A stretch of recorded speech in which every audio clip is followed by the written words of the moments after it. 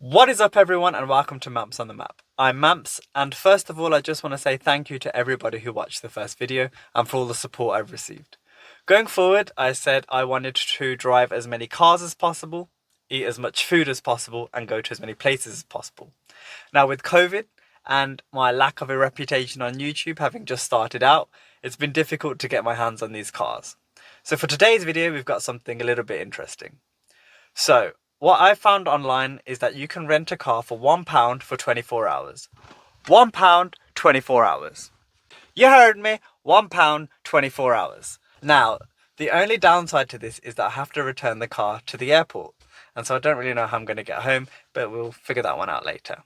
So, let's go pick up the car and then we're going to head to Cambridge for our food tour. If you like the video, please leave it a like, comment, subscribe and share. The more exposure the video gets, the more that YouTube recognizes it, and that will mean that I can do more videos like this or even start to get my hands on more powerful cars. Peace. Peace.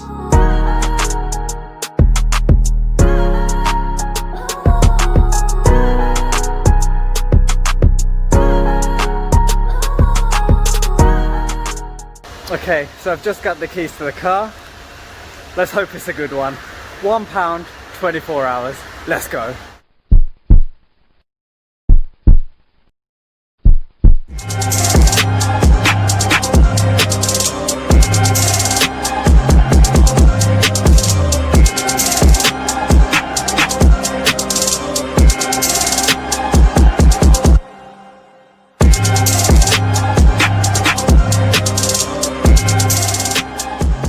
Man, I am so gassed right now. I can't believe that for £1 I managed to get a Seat Leon FR.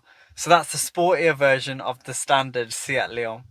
So let's have a look around the car and I'll talk you through it. Alright, so let's start this bad boy up.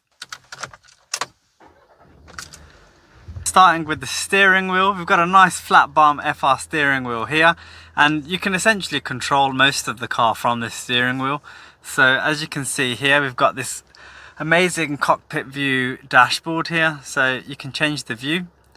So you can put the sat nav on, you can change it to a more sportier display or a traditional display, and then using these buttons here you can then change to have a look at things like your music, your iPhone or Android phone connectivity, your temperatures as well as your radio.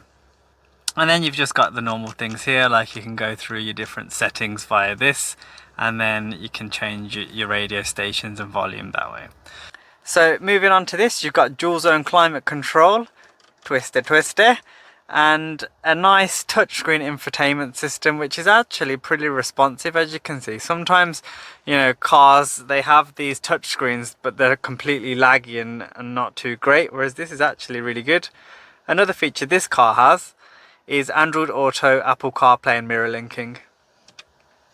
And then you've got your sat nav, you've got your traffic information, and as well as a media center, because you can connect to your phone via Bluetooth to listen to your tunes, your banging tunes.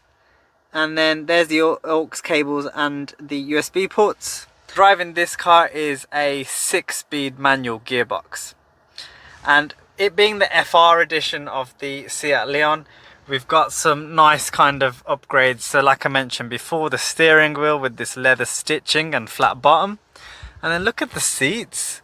You've got this leather cross kind of Alcantara suede material, and you've got some nice thick, hella thick side bolstering to keep you in your seat, and you got some nice contrast red stitching to go with that. Glove box shot. Okay, so look at the glove box. Nice as a glove box can get. Oh, what's this? Okay, so we've got a nice CD player here as well. I don't know who's using CDs these days, but if you are, this car's for you. And bit of a cheaper plastic here, but it's fine. And then you've got some side pockets to put your water bottles or whatever in. And then you've got the back seats, which are again look nice and comfortable with that cross Alcantara suede material leather going on. The car also features ambient lighting, and in the dark the dashboard really comes to life. The sound system in this car is actually decent too. but for copyright reasons I can't show you the sound system, so let's just pretend, shall we? Boom, boom, boom. Cool. Would be rude not to do a cheeky little rev check.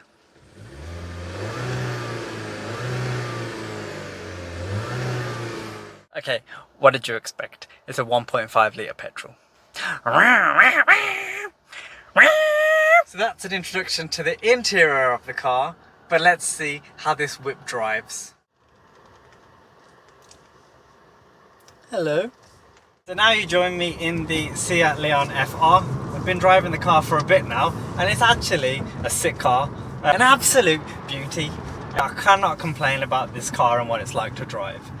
Obviously I'm used to driving the M4, which we talked about in the last videos. This one doesn't have the pulling power that that has, but being a light car, being a small hot hatch type car, it's actually a nice fun drive. With the steering, it's nice and light and nice and nimble, so you can get around corners well, you can get around tight spaces well.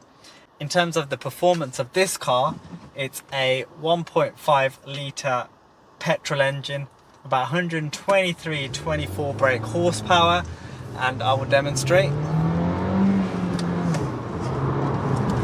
Not too bad. And let's just slow down because we are driving the speed limit at the moment. Okay, so performance wise it's good fun. It's a really nimble car, as I mentioned earlier, and driving it is a 6-speed manual. I'm not used to manual cars, but the gear changes in this are seamless. It's such a light gearbox, and that you can change the gears with one finger if you wanted to. I have stalled it a few times, but that is not to be shown on video. We got some Donny here crossing the road, but he doesn't care. Okay. This one has front parking and rear parking sensors.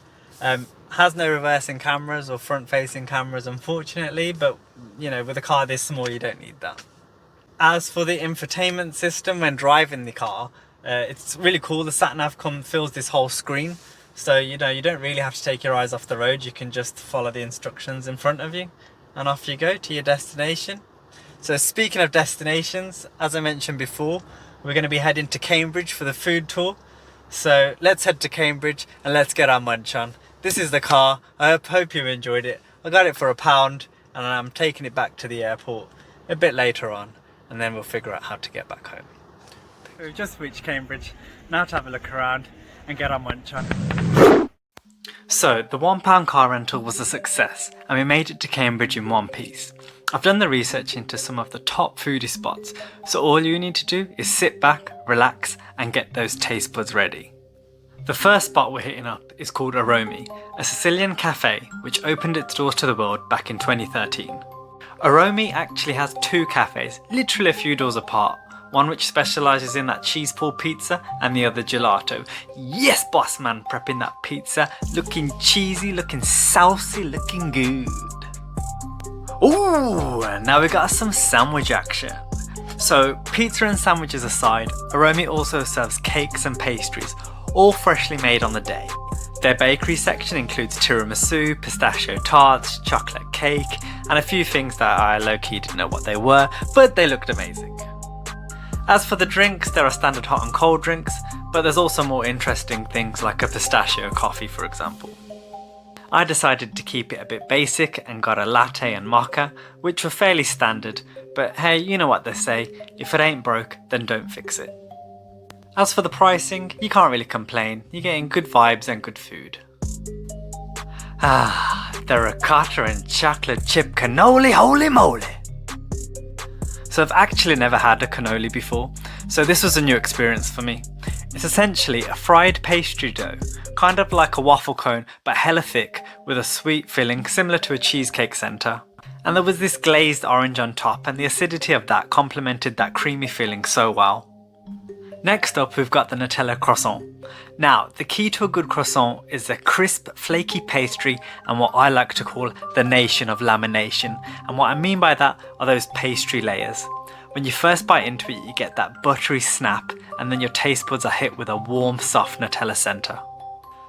Cutting the croissant in half proved to be a challenge, which can only be summarised by WWE commentator Jim Ross, who kindly agreed to help me with the voiceover.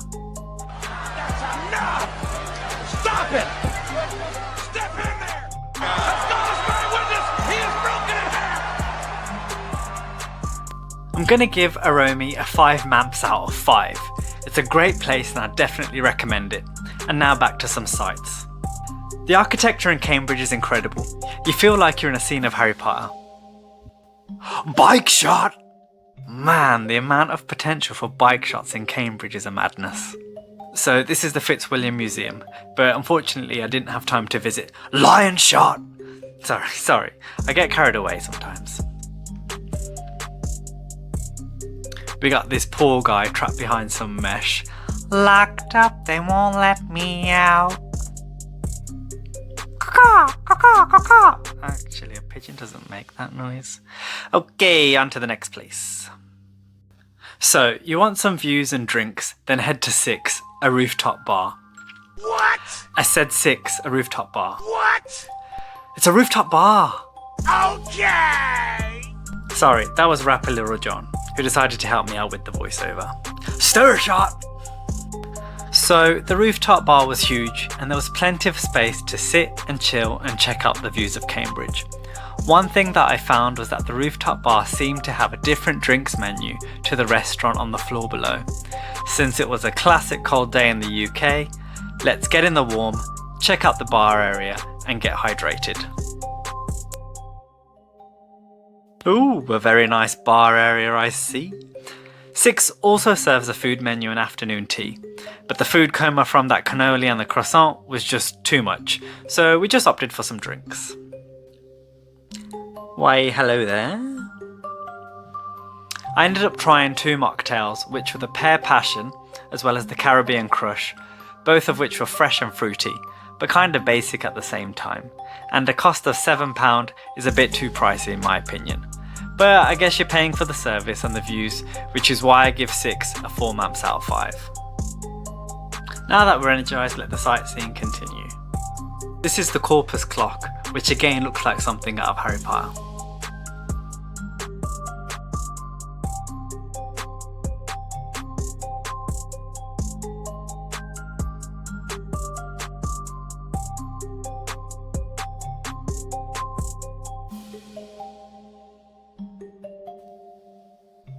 Yo, look at my man's whip. We got some custom gold alloys. We got about 9 seats for all the family. And it looks like a convertible as well. What more could you want? So, for the final food spot, this was a market slap bang in the centre of town. This is home to cake stalls, fruit stalls.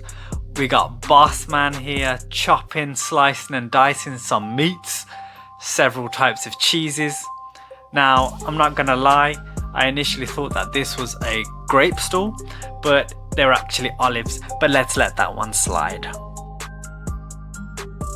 You want some Colombian coffee? They got you.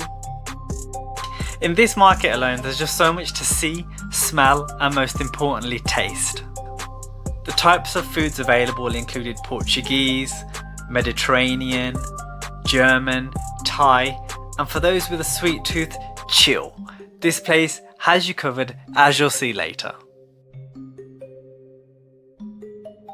This is one of the Portuguese stalls, and the Portuguese custard tarts, or pastéis de nata, looked amazing.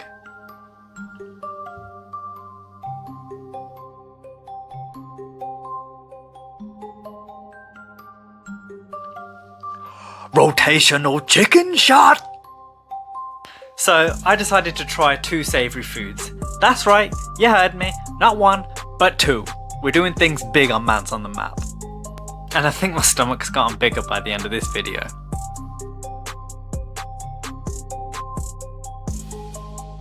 The first place I tried was called the King of Wraps, and you can normally tell if a place is worth it if there's a queue, and this place was no exception. So the falafel and halloumi wrap was a fairly priced £5.50. I opted for the harissa chicken and halloumi wrap for about £6. Remember what I said about the brave pigeons? Hey pigeon, get out of here! Okay, back to the wrap. The flavour was strong with this one. The chicken was moist and had a nice char to it. and each mouthful was coated with a creamy hummus and a satisfying crunch from the salad. All of this was packaged into a toasted flatbread, and the fact that this wrap didn't just fall apart was also a bonus. King of Wraps construction game on point, 4 maps out of 5. So this was the star of the show, a Venezuelan street food called an arepas pabellon. Okay, it's kind of my fault that it doesn't look the most appetizing, but hear me out. I asked Bossman to make it a Mamps on the Map special, so I just told him to add everything, resulting in that sauce overload. Meatball shot! The combination of flavours was amazing, and everything just worked so well together. The sweetness of the fried plantain balanced out the kick of the chilli sauce, and that shredded beef was true melt in your mouth stuff. 5 Mamps out of 5. This is a must try. With veggie, vegan and chicken options, everybody's a winner. Now, this would not be Mamps on the Map without some dessert. I don't know what this place was called, so let's just call it the Waffle Sanctuary, home of every waffle combination imaginable. Sticking with the South American theme, I got the Brazilian waffle. Just look at it in all of its glory. It was a freshly made waffle, none of that pre-packaged business. It was warm, light, airy, and that in combination with the melted Nutella and ice cream makes it for a 5 Mamps out of 5. The perfect end to the Cambridge food tour. So we've just reached Birmingham Airport. Now to drop off this bad boy. That was the £1 car rental, and this car has been an absolute monster. I've really enjoyed this video, and if you did, please leave a like, comment, subscribe and share, and I'll see you in the next video. Peace.